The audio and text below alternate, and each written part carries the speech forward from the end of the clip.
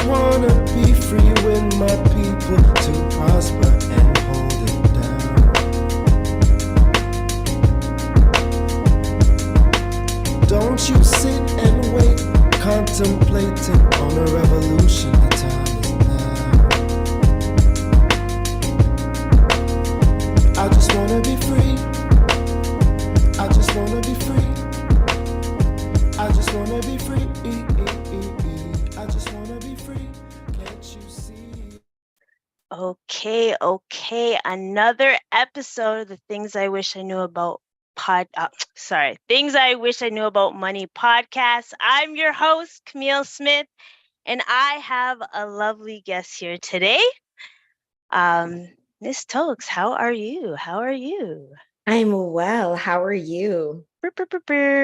Oh, the universe was trying to stop this from happening. But I Yeah. said no. So all is well. I'm actually really excited because I just, before we started, I realized May is not only Life Insurance Awareness Month, but is also Mental Health Awareness Month as well. So I was like, you know what? This is a perfect time to have you on and all that good stuff. And I believe I've been following you for a good while, for at least a year, because you were on Rennie's podcast, and I was like, okay, let me follow her. And I've been really feeling your content and everything. And then finally in February, we were able to meet at Yes. ACPN, and I was like, wait, hold on. Yes, this is who I think it is. Yeah. And as soon as you sat down with me, I was like, I just need to let you know that you inspired me to do certain things. So I appreciate you.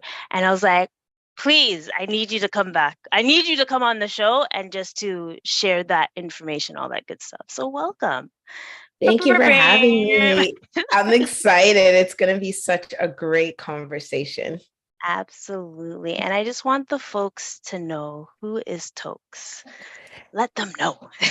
Hey, everybody. I'm Toks Ayinla. I am a strategist, speaker, and writer who really focuses on helping people transform their lives, starting with their mindset and everything else that follows. So I do that in multiple different ways, but primarily I share content on social media, as well as I have a YouTube channel, but all of my work is really centered around that whole mindset as the path to transformation. Nice. And you didn't tell people that you're an author and a poet. Oh, yes. I'm an author, a poet. I have a poetry book called Through My Brown Eyes. It's about life, love, culture, and self from my perspective as a Black Nigerian Canadian woman. And yeah, I love reading. That's really just my passion, but speaking and strategy as well. True. I just want everyone to know, that you're a lady of all trades, and you're not just there's different aspects when it comes to with you. And what inspired you to be a strategist or change your mindset and all that great stuff? Yeah, I think my whole life, or I'd say more so since I've been an entrepreneur, 2019, was really transformative for me. I kind of went through a lot of changes in life, like a lot of ups and downs. And I realized that getting out of rock bottom is not just a thing that happens by chance. There has to be an intentionality behind it. And when I really took in, like in the mid, I noticed that I was pulling myself out, but I didn't necessarily have words for what I was doing tangibly. So over time, when I looked back, I was like, you did some stuff. It wasn't just you were down and then you were up. So I looked at what I did and I turned it into a methodology called root work. And I realized that it's that path that gets you there. Everybody talks about when people get to the finish line, but people don't talk about that middle passage, and for people who are at the beginning trying to get somewhere, when they see others who have arrived and it seems like they just popped out of nowhere, it can be very disheartening because I'm trying to get there, but why is it not happening for me the way they are?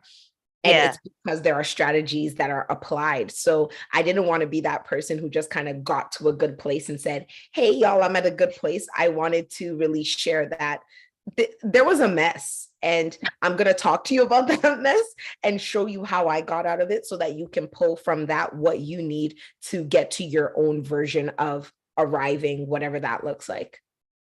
True. And I'm glad that you didn't just pop up like at the finished product, because a lot of people, I think every time I talk to someone and they're like, when it comes to money, investing and stuff, and they're like, but how did you do it? I'm like, Yeah. well, you had to do this. No, no, no. I want step by step. I want to sit down with you. And I'm like, I get it. I understand. And that's why I also have this podcast and YouTube channel, just for folks to know the journey, even though it like started when I went to university, but it's growth. Like Yeah. every step of the way we're growing. Um so what type of steps did you do to grow into the lovely lady as yourself? Because I know this is not the finishing project, sorry, finishing product, because you still have growth to keep going. So how did you start overall? Let I the had people to know. I had to really take a look at myself. Mhm. Sometimes when you're going through trauma, when you're going through difficulty, it's very easy to blame other people for the consequences of your life. And not saying that other people do not have a hand in it, but I think if you only look at what other people have done to get you to this place that you don't like, there True. goes the responsibility for change. If everything is in the hands of others, then I just am a passive participant in my life, waiting for others to fix the things that are broken. But when you really say, all right, there are some things that these people did that is wrong, absolutely. But how have I used my hands to be the author of destruction? Or what are the things that I've done that have aided in allowing the things that are happening that I don't like? Then that Mhm. calls you to task for responsibility. And the difficulty with that, but also the liberation, is if you realize that you have things that some of it is your fault, then you're required to change it. If you're not ready to change, that's a difficult place to be. But if you are ready for different, Yeah. understanding that you hold the power to change is liberating, because I don't have to wait on an apology or somebody else to come around and rectify. I get to decide what I want to do. So I really Mhm. had to take a look at myself and say, all right, yes, these things have happened. Some you can't control, but what can you control? And what are you doing to ensure that the things you can control, you're doing your best to make sure that you get yourself to where you want to be? And then having peace about the rest, because I really cannot control what I cannot control, but what I can, I'm going to make sure that I do everything that I can. Golly, the control of your reactions matters a lot. Yeah. I learned that. I learned that also in throughout like throughout the pandemic overall, because obviously we've learned that we didn't have a lot of control when it came Yeah. to the pandemic. But we were able to, well, some people were able to push through and able to find avenues that work for them and have them successful or whatnot. Or some people chose to not have the healthiest lifestyle. Mhm. And I'm glad that you were able to pivot from that. Because I do follow your story and all that great stuff. So I'm glad that you were able to pivot and to succeed in that. And how could you help others inspire to do that? I think the way that I've chosen to help others is by Mhm. sharing my story. Sometimes when we're in the middle of something, especially when life isn't going the way we want, we tend to isolate and then get down and feel like I'm the only one going through this. And then when you start Mhm. to feel like that, you look around and it seems like everybody's living the life of their dreams and you're the only one who's kind of in the pits. But I share my path to be that light, to be that inspiration, to be that voice or that friend, to be like, hey, you're not in this alone. And sometimes just feeling like you're not alone is enough to encourage you to keep going, or to maybe pay attention to how maybe other people did it, so that you can get a few more strategies and tips to help. A strategy session, my root work Yeah. strategy session. So I do one-on-one strategy with people. I love Nice. coaching, but I feel like I prefer strategy to coaching, because with strategy, what I feel is that I equip you with the skills to Okay. do what you need to do, versus if I was your coach, I would need to talk to you every single week and I would be the one taking you through it. But I want to give someone the toolbox, and then maybe a month and a half later come back and say, hey, how's it going? And then we can pivot from there. So Mhm. I offer, then I share my story broadly, so that maybe you can find yourself within those pieces and get what you need from me, even if you don't want to pay me to work with you one-on-one. I It's funny how you say you rather be a strategist than a coach, because I find that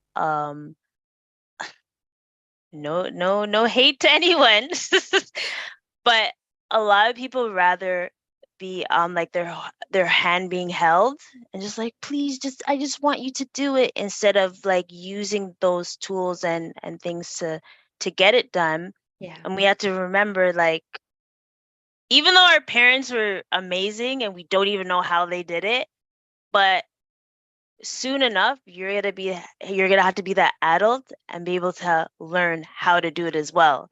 So instead of Mm-hmm. having your hand held, and just like you're a child, it's good to actually use those strategies and tools that you set, so it's able to set you for success than failure. And one Exactly. and one thing I learned is, if you don't have the discipline to do certain things, oh, you're gonna learn the hard way. Exactly. I don't want something for someone more than they want it for themselves. And if you are not ready, right? We all go through our paths at different times. We don't force people. Like, I'm not going to force to the enlightenment that I'm at, Yeah, because somebody else has a different journey and a path than what I have, you know? So exactly. when I help equipping them to be helpful to themselves, because if tomorrow my single week, I don't want to fall apart. I want you to have everything you need, Exactly. because you know how to do it without me. I'm just a guiding light to empower you to do what you already need to do.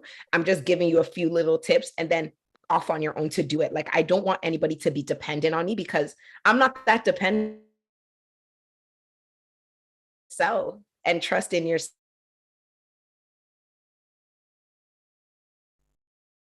I am 100% with you on that, because I feel like as human beings, we're dependent on someone else, but also if you're not able to depend on yourself and learn from that and grow, how are we going to be able to push through? So I'm glad that you're able to, fight that and to say, hey, there's going to be times I'm not going to be able to hold your hand.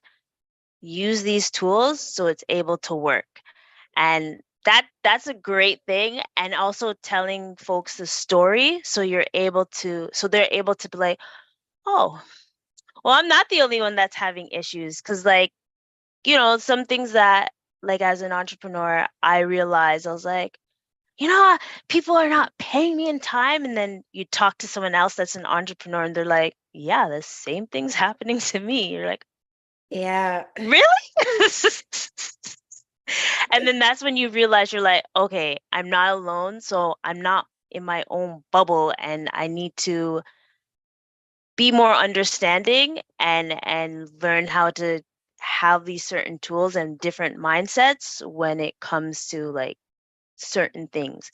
And I think the one thing that I try to push for folks is the mindset about money. And I Yeah. know there was, and I'm not going to say I'm the perfect person, because I'm also getting out of debt as well. But I love your story about you having at least $30,000 in debt and then kicking the door and being able to push through. How did that story, or like how did that debt come, and how were you able to push through? Because especially right now, with whatever's going on in the States, it's going to affect us as well. And Yeah. I'm really trying to push folks. I'm like, listen, the inflation's crazy, groceries are crazy, the debt ceiling and a recession probably coming. I just need y'all to like really focus in on your debt and get out before it's too late. What were some tools, or how did that story come apart? Like the getting into debt. Yeah. So I quit my job in 2019 to pursue entrepreneurship with zero savings. Yeah. Zero Wait, savings and vibes. Yeah.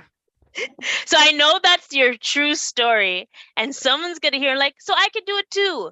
Wait. However, Wait. Yes. there's always a However, reason. yes, I felt extremely compelled to do so. At the time, I had multiple pieces of confirmation that made me feel like this was the path for me. It is Yeah. not a path that I recommend to anybody at all. It's not for the faint of heart. It's not for the average person. Not saying that I'm like atypical, but I went into it understanding one, that I'm going to have to invest in myself, which means I'm going to be spending money that I don't have, which means it's going to be debt. Two, I believe that I could do it, and I was willing to see it through whatever amount came, because I had that strong of a conviction. And three, I'll acknowledge the privilege of living at home and not paying a mortgage and not having rent, right? Because we want to talk about this. If I had rent, if I had a mortgage that was coming month over month, those things, if I had a family that I needed to support, those things would be factors that would have shifted the way I was able to assess my risk tolerance in the decision that I made. So saying all of that to say, don't say Tokes did it and it worked for her, because if it's not your path, if it's not your journey, do not just follow it on a whim, because everybody has different ways, right? I know a lot of people who are doing very well, but they saved up money before they took that leap because that was what felt most comfortable for them. Yeah, exactly. And it's not like they fell behind or anything, right? Like everybody's on their timeline. If I had waited and saved up money for 3 more years, that wasn't my path. It might have affected me, but somebody else, maybe that's the path for them. But don't feel like, oh, somebody started before you and you have to wait a little while longer, you're going to fall behind, because that's not really how time works. Like we're each on our unique path and our lane, and something that took someone 4 or 5 years to get to, if you do it your way, it could take you a year, so do what serves you. Don't do too much. But I did what served me. I quit without savings. And by the end of 2019, I was $30,000 in debt, investing in my business, surviving, paying for things. And that's a lot of money. It's wild. And I paid it off June 2022. So just to give context, it took me over 3 years to pay off that debt, right? And the pandemic also came in the midst of that. Yeah. So yes, I paid it off and we're on the better side of things now, but it was 3 years that it took. And it's not for the faint of heart, but it was something that I felt convicted for. And if at any point I believed that I wasn't going to get to the other end of it, I would have pulled out my resume and applied for a job. But I felt like, no, this is the path I'm supposed to be on. There was never a moment where I was like, you've gone too far. This doesn't feel right. I just kept going and paying it off as I could. Nice. And 3 years. Yeah. Dang. That's all I have to say, is because I think what some people think when it comes to death, they're like, no, it should be able to take me like 3 months or 5 months. No, baby. Especially with well, I want to say this. If there's certain people, like when it comes to debt, as long as you're able to manage it and it's not weighing you and like stressing you and stuff, then by all means have it. Like I know people that leverage debt to have like houses and stuff, and they're Yes. okay with not like taking more than 3 years or so to pay it off. So I'm glad that you mentioned how long it took you, because I think a lot of people are trying to say like, no, it must be able to take like 2 days or 3 months and all that stuff. And especially when you get into five figures. 5-figure debt. Yeah. Yeah, it's not always going to be fast. And I'm the stories that get the most clickbait are the ones how I paid off $250,000 of student loans in six and a half months. And that's great, right? Like I'm not going to sit here and say those things are not true, but True. when you're gauging your situation, it's better to err on the side of caution and look at the average. The hopes is that we become the anomaly. You hit a lick, a great opportunity comes in, you get that one contract and boom, you pay it down. But in the event that that doesn't happen, because based on statistics, that is not the likely path, are you able to pay attention to the reality and be able to handle that? Because if you're $30,000 in debt like I was, so that's on average me paying down like 10,000 a year, 15,000 give or take. And some years I was paying down and spending it back up. So like at the end of that year, I might have just been 5,000 down in my debt, even though I put more in, because as I was putting it in, I was still having to spend, right? But Yes. be realistic, like be hopeful, be faithful, but also be realistic. This is not a overnight process. So when you accumulate that amount of debt, it's not just gonna disappear overnight and be like those people who get those articles in like Business Insider and stuff. No. And I'm glad that you mentioned that there was times when you did have that, like the same amount there, because interest. Yeah, that part. It feels like you're not going anywhere. You're spending as much as you're putting in, and you're just kind of staying at the level. Like it's not getting higher, but it's also not getting lower. So you just feel like, oh, what are we still doing here? Kind of thing. And I had that feeling when I had my OSAP, to the Mm. Americans or other folks' student loans.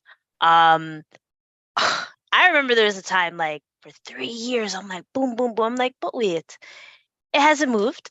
Yeah, It hasn't exactly. touched.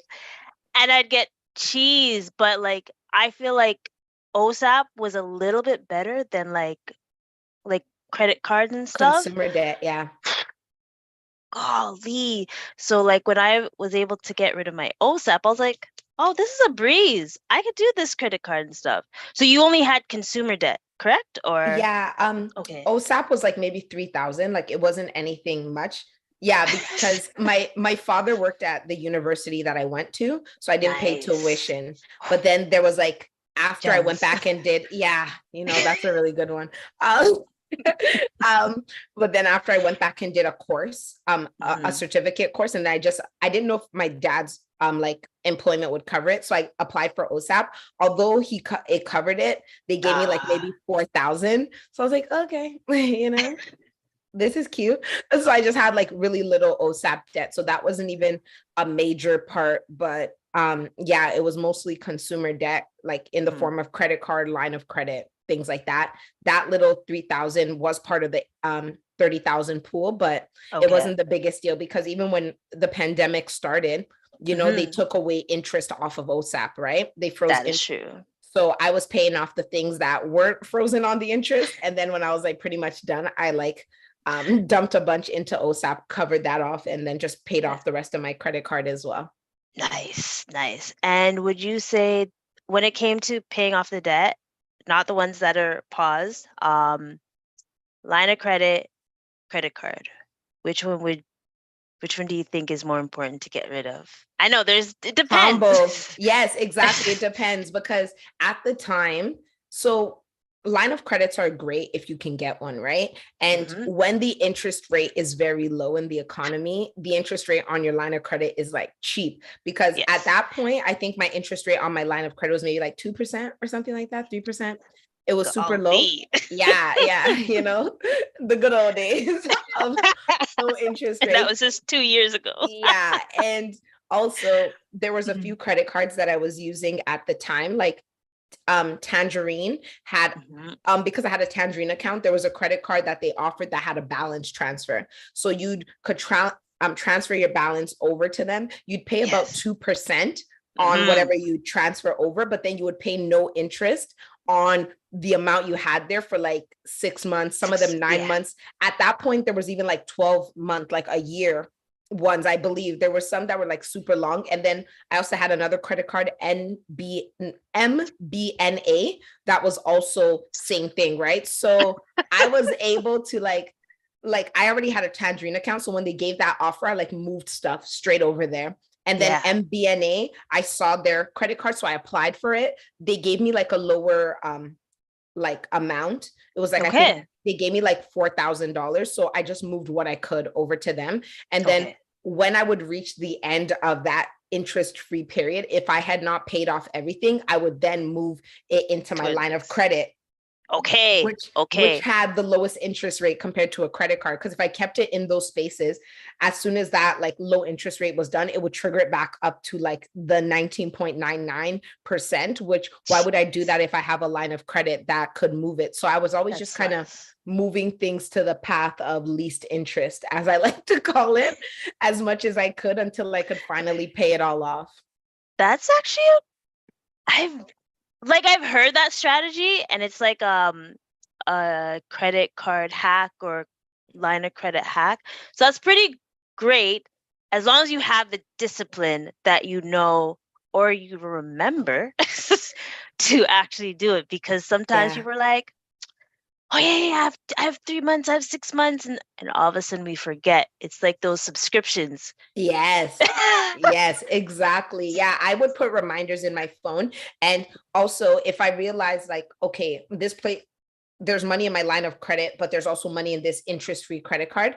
I would Yes. be, let's say I only had $300 for the month to put into my credit cards.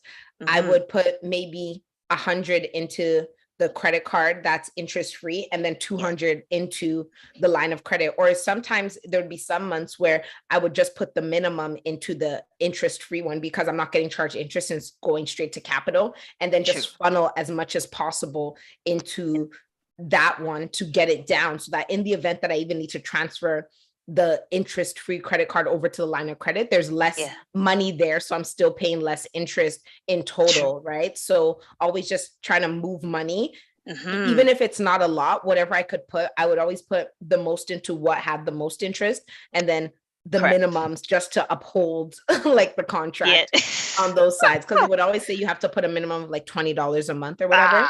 So I would Yeah. always put that in and just Yeah. hold that there while I It's deal with like, the bigger fish. Yeah.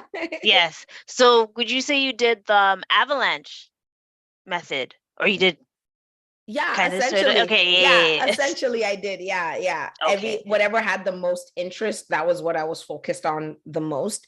And Yes. some months I would have more money to put in general, and when I had just a little bit of money, it was always the ones with the highest interest getting like Yes. knocked out first, and then dealing with the rest as I saw fit.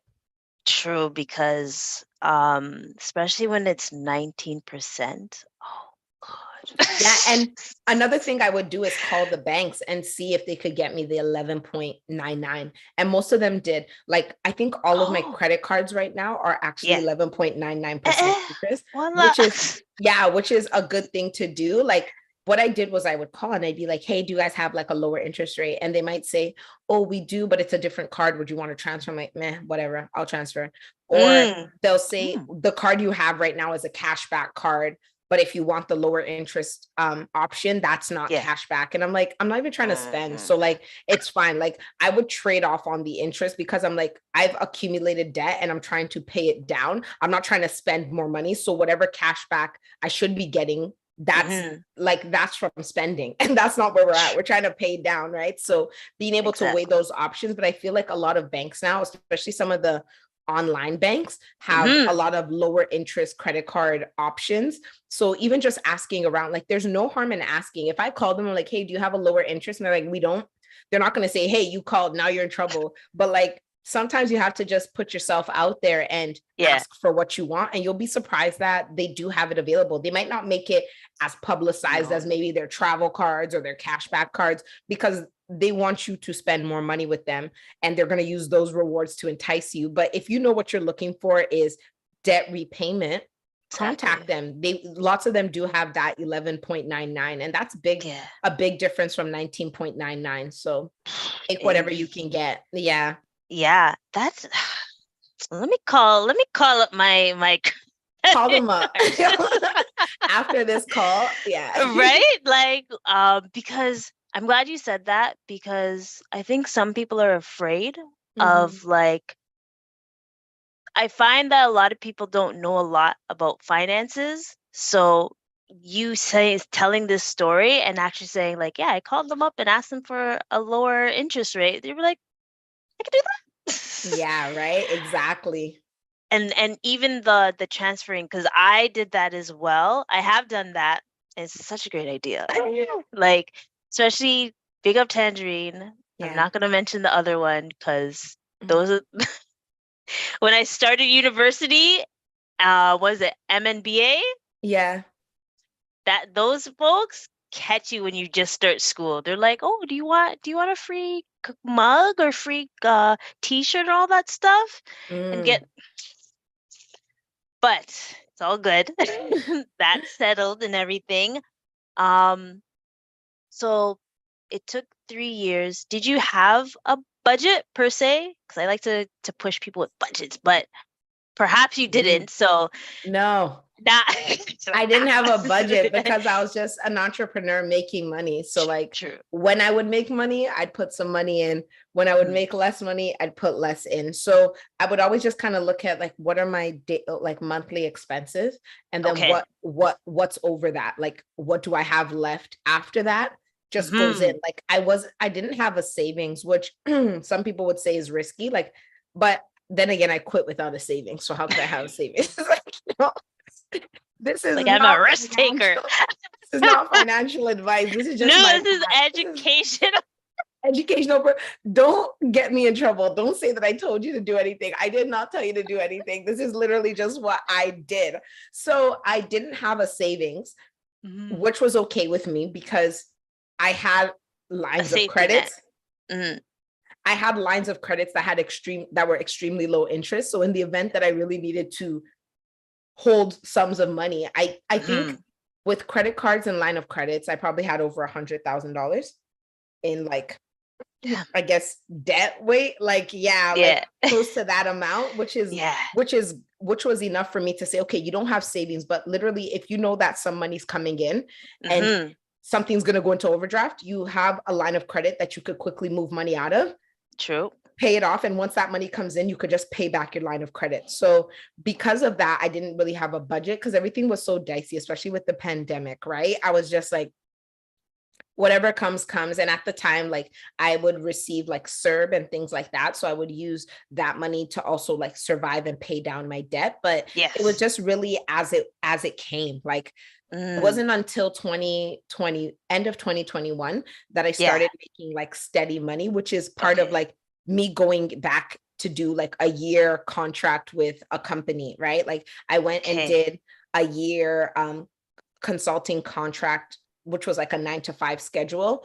One, because the work that they were asking me to do aligned with my business. It would help me grow my business. And because of that, I also had like steady income coming in, right? For that little piece of time. Yeah. So I want you to focus on that because I love what you just said.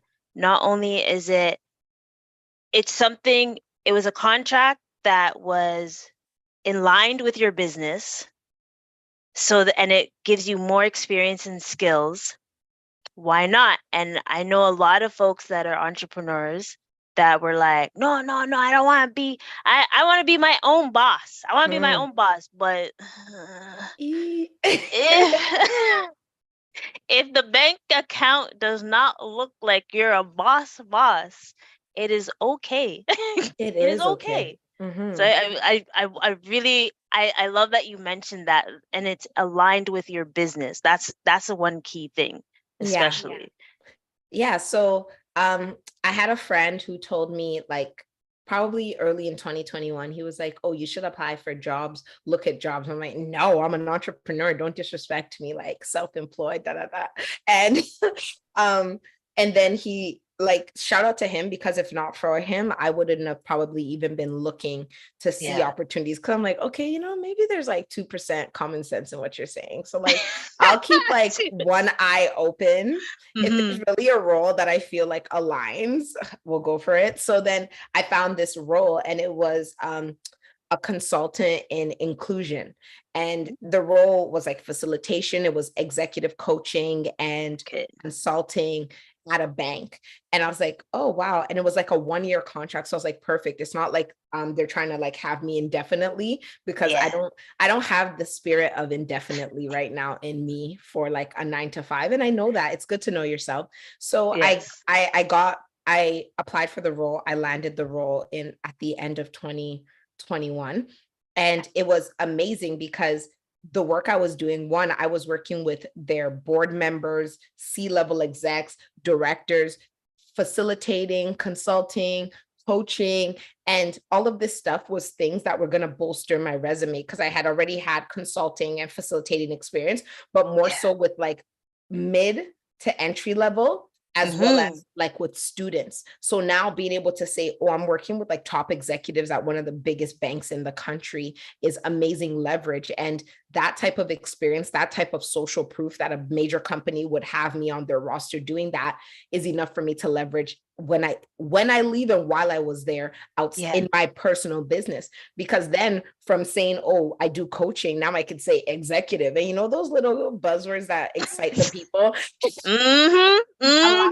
And allow you to add extra zeros to the end of your invoices. Those are the things, right? So in that 1 year of working at that bank, I was able to leave and demand like ridiculous rates. I was able to 5x my hourly rate by just working in that place for that 1 year. And that's something that I'm not saying, like, I know I would get there regardless, because it's still my skill that justified me getting there. But having that middle passageway of being able to humble myself, work under someone, being paid to learn and grow was like, it was a way to get there much faster than if I had just been like, you know what, we'll wait, I'll look for an opportunity and I'll try to prove to them. Because now I can kind of walk into most places and be like, they'll be like, what proof do you have that you do what you say you do? And I'm like, well, I'm glad you asked. So let me just open the list. Exactly, right? So I'm like one of those entrepreneurs who's like, I'm not saying everyone needs to be one, because that is not it for me. I don't believe that to be true. But even if you are an entrepreneur, figure out where you want to go. And just like I said, the path of least interest, find the path of least resistance. Sometimes it is a 6-month stint back somewhere that will help you move faster. It's kind of like, the way I look at it is like a slingshot, right? Because if you stand in the same spot and you're trying to get forward, you can go forward, but there's something to be said for going backwards to gain the momentum that when you release it, you're like straight to the front, right? So I think that's what it was, because some people were looking like, oh, I thought you were an entrepreneur. And I'm like, watch this space. Watch this space. Trust me. Like, I know what I'm doing. Like, it's gonna be good, right? But yeah, it's something that I would suggest. Like, don't think that because you're an entrepreneur, that's the only thing. Like, stay open to options, because if you're playing the long game, you have to think long term and be strategic, right? Yeah. So it was great. And I want to say a story, because you mentioned this almost a year ago. I looked, it was like June 3rd. Yes. Last year. And that was a time when I was really, I think tax season just ended. I'm trying to figure out like, what's my next step to pivot with the business. And I was like really getting frustrated. And I listened to that episode, and it was like, yo, don't be broke being an entrepreneur. It's okay to have a 9 to 5, to have a cash flow. And I've heard it from folks, but when I heard it from you again, I was like, okay, Cam, you just got to do it. Like, would you rather struggle and try to be like, no, but I'm an entrepreneur, or would you rather have a steady cash flow so you'll be able to reach the goals that you want to hit? And not only did I do that, so I was able, like, I went to this, I hope they don't hear it. I went to this job and it didn't stimulate me at all. I legit was too fast paced in it. Like with the 8 hours that I was there, I did everything in 4 hours. I was like, yo, Yeah. I could be at home. And being at home and going back into the office is the hardest thing. Hardest thing. And then I looked again and I saw a position like being a CFP, and that's what I'm working towards. And I was like, yeah, this is my inspiration, da da da da. I switched to that and I'm like, oh my God, Yeah. I'm doing the same, like my purpose and like my business purpose job is the same thing. Yeah. Not only do I deal with executives as well, so I'm here like looking at like their like things and just seeing like, wow, I could talk to this about, like I could talk about the things that I'm learning in this business and share it to the masses, because a lot of people have that scarcity mindset saying Yep. like, oh, I can't get this, I can't do that. And I'm like, none, what I be seeing? Yeah, What I exactly. be seeing, you can do it. You just got, I just need y'all to change your mindset Just a and bit. stuff. Just a little bit. And I'm trying to, work towards like, especially like our age group and stuff, like to be able to have them pivot to that mindset. It's kind of tricky, but I also learned, like my mom always says, like if you can't talk to the old folks, go back to the youths, Yeah. because they're able to get, they are quick. They are quick. Just yesterday I was talking to I think the kid was in grade 5 or 6. This boy talked to me about, so what do I invest in? I was like, first of all, Well you're then. very aggressive. You're very Oh aggressive. my goodness. What should I invest in? I was like, okay, what do you have at home? Like PlayStation. I was like, okay, you can invest in that. Like ask your parents to invest in that. Or he was like, what about crypto? I was like, first of all, why do you know about crypto? You're 10. You're literally 10 years old. Okay. So like that's one thing, is like I want to get to our age group, but I also know that there's different age groups that will catch on it quicker. Do you find that as well? Like, is there a specific, I don't even say I said that word right. Is there a certain age group that you like to target mostly to help pivot to success? I like high school and Yeah. up, Okay. and I do some work with like elementary school students, but that's more so like creative writing and poetry. Like I do a lot of creative work with those ages. But when it Yeah. comes to like motivation and talking and things like that, I do a lot of that with high school and up, right? Because a lot of the things that you learn in high school, that the information that you're put onto will help you avoid a lot of mistakes, right? And I like being able to be that catalyst of like, hey, let me tell you about the struggles I went through. Let me tell you about the goods and bads. Let me tell you about the things that I wish somebody told me when I was your age, so that you don't have to do what I did. Like, I'm at a great place. I'm grateful. I'm thankful for it. But at the same time, if there were certain pieces of information that I had 3, 4, 6, 10 years earlier, it would have maybe gotten me further than where I am. So I really like to go and do the pre-work, but then also, because I am who I am and I share my story, I also really like to talk to people who are around my age and who are in that transition, because we've made the mistakes and now we are here. And if here is not a place I like, that I'm comfortable with, that I'm proud of, who can I look at to help me get out of here? And it's somebody who is around the same age, who has gone through similar things, who can relate to you. So being able to do both, I just feel like my story is great for people who are in it, or people who want to use it as a cautionary tale. Like, take it however you want to take it, but True. it should be helpful. Yeah, true. Because, like, especially our age group, they're like, girl or sis, I get it. And Yeah. like, I find like some, not all, high schoolers or young 20s, haven't made those mistakes yet and need to, and I don't want to say hit rock bottom, but they need to, fall once or twice, and they'll be like, "Oh, okay, sore. okay, I get it, Yeah. I get it." Before they're like, then they see your story and they're like, Oh, yeah, because experience is the greatest teacher. Like I can only do so much, but sometimes people will be like, yeah, that's what that person said, but let me do it my own way. But yeah, and I guess the grace that we have in life is that one thing usually doesn't end it all. Like you do have the opportunity to get up again, but sometimes you need to understand what you're getting up for. Like it's not yeah. until you fall that you Mhm. realize what you're getting up for. And then you realize the value of it. And then you can actually take the advice and heed the warnings and learn the lessons that somebody has to share with you, because now it's kind of worth it to you because you know what you have to lose. And sometimes when you're younger, it's that YOLO lifestyle, right? Where you don't necessarily like, you're just living, there's no value of like the future because you're just so present.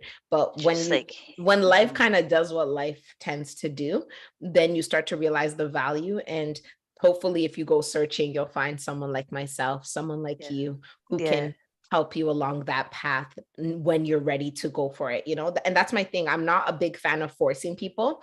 Like True. people will listen to my enlightenment, whatever that is, and be like, oh, wow, she's so wise. She's so this, she's so that. But like, I slammed rock bottom, like like middle earth. That's where I hit. Like Not middle earth.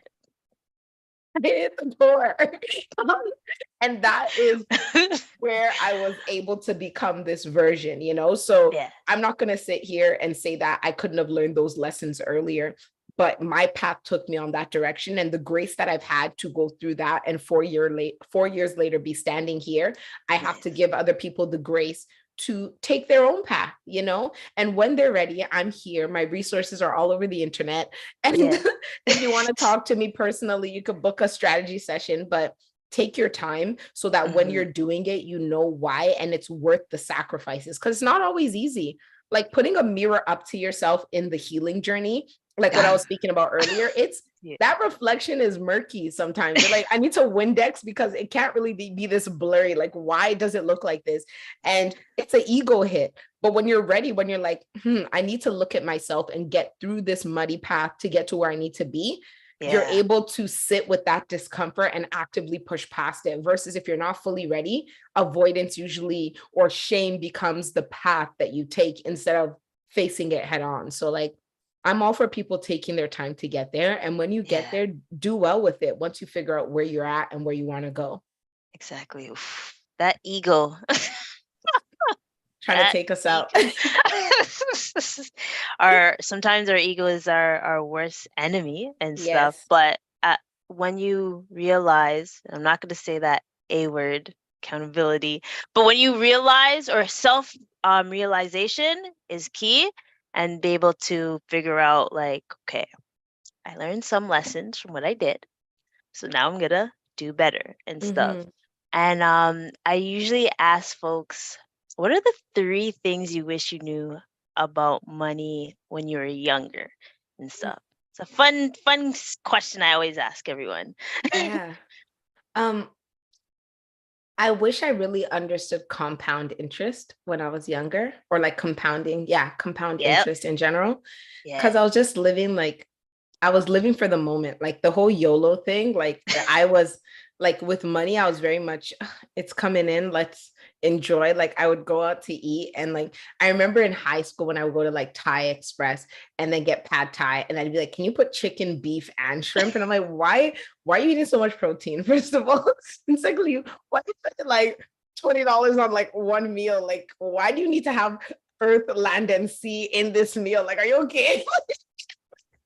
It was always, would you like to add? And I would always just add the bonus. Like I would just always be doing the add-ons. YOLO. Upgrade. So I wish I really understood compound interest. What else do I wish I understood? Growing up, like really young, I wish I felt comfortable like advocating for myself with money. Like if I would go to a job and like being able to negotiate my salary and things like that. But I also felt like that also tied into self-worth. for me personally, because being able to ask for more than you're given means you feel like you deserve it. And if you don't feel like you deserve, you can barely even ask because you're just happy to be chosen, because you're like, I'm glad they even put me on. So being able to really advocate for myself and stand firm, and if being able to walk away if they didn't respect what I was worth, it all comes back to self-worth. And I think like now when I hear certain amounts from people, I'm able to combat it. Like if you're telling me this is your budget and I'm telling you this is my rate and there's a disparity, I'm able to walk away from certain opportunities because I know what I'm worth. And also I'm not afraid of its availability. It's that scarcity mindset that will make you take things that are below you because you're scared that there's nothing else available. But when you're confident that like, this is below me and I know that what's for me actually exists, I'm able to walk away in peace from things that are not going to serve me, and confidence that what will is going to find me in due time. And oh my gosh, the third one, I'd say understanding credit cards. Like growing up, like my $30,000 debt wasn't due to the lack of understanding credit cards per se. It was due to self-investment. But I'll say growing up and being younger, like credit cards were kind of like taught to me as like a scary thing. Yeah. You don't want to have a credit card. Like if you get one, your life is over. Like debt collections, they're gonna come take you, they take your clothes, they'll be ringing down your phone and everything. You're like all day long. Exactly, right? So really understanding credit for what it is. Although I have a great credit score, like now I've never been that person who's like been taken to collections, but I also feel like just being able to understand it, right? Shout out to that. Being able to understand it when I was a little younger and not being so scared of it would have just for like mindset sake, it's not like I make crazy credit card mistakes, but just understanding credit as a young person and understanding how to use a credit card effectively, like spend it and pay it off. Like don't let things linger and all of that kind of good stuff. Yeah, those would be my three. But I love how you had the credit card hacks. So don't worry, you learn it gradually. Yeah, over time. Yes, over time it came to me. It came to me eventually. And I love your second one, especially the self-worth, because I think I seen a post the other day, and it was something like, how did you know that you weren't getting the amount that you were worth? Because whenever the person would say their budget, the person's like, oh, okay. And you're like, I just left money on the table. Yeah. And like when I heard that, I was like, yeah, like, why didn't you argue with me? Like, if I give you my price and you don't negotiate, I'm like, I messed up. You're supposed to go back and forth with me. I'm supposed to make you feel uncomfortable. And if I don't make you feel uncomfortable, I left money on the table. Like, if you're like, oh, great, I'm like, shoot. I messed up.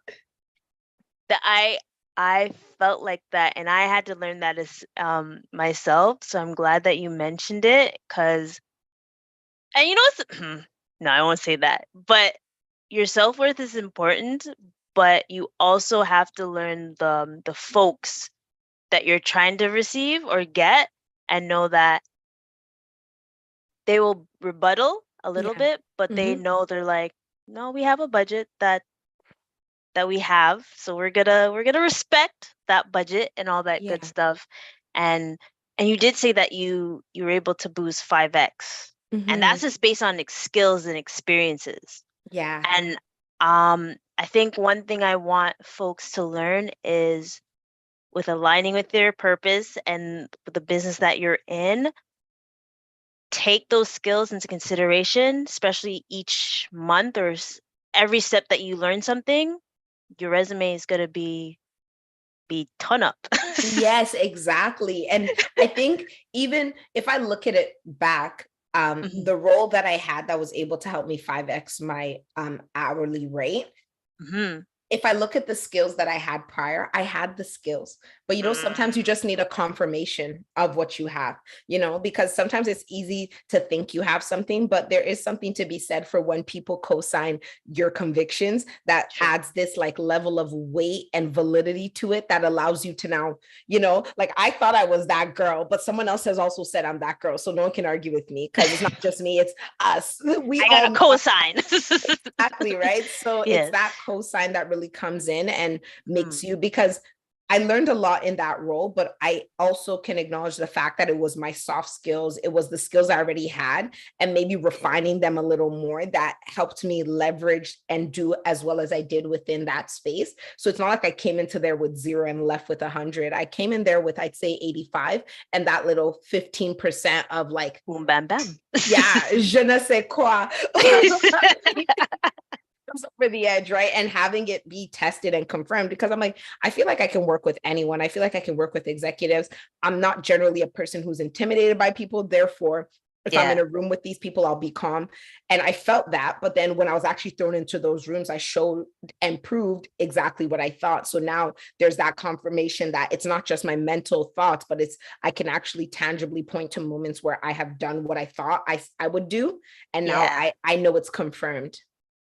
That's amazing, eh? It is. It's great. Like that's a great amazing aspect when you're able to, you're like, no, I'm that person. And then you see and then you get the reply like, yeah, she is that person. You're Here's like, her. Yeah. I'm like, I Thank mean, you. Yeah. and what other avenues or current things are you working on right now? Are you gonna be I'm another working. author? Yes, I'm working on my Oh second snap! book. It's like you knew. Yeah, I'm working on my second book. It's going to be poetry as well, but it's going to mix a lot more self-help into that poetic. So I'm considering it a creative self-help book. It's going to really speak on the healing journey, the paths you take through the healing journey, in a poetic style, because that's what I write. And also like monologue style. So there's going to be like paragraphs within it that are giving you like tangible, actionable thoughts and steps and things that you can apply. So I'm really working on that. And also I just want to do more like keynote and speaking. So yes.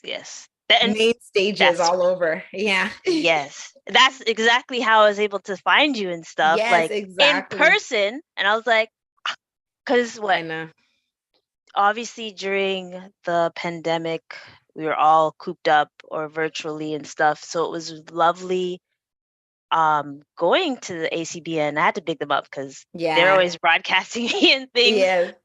I'm happy that I was able to meet you in person, literally. So I was like, oh my gosh.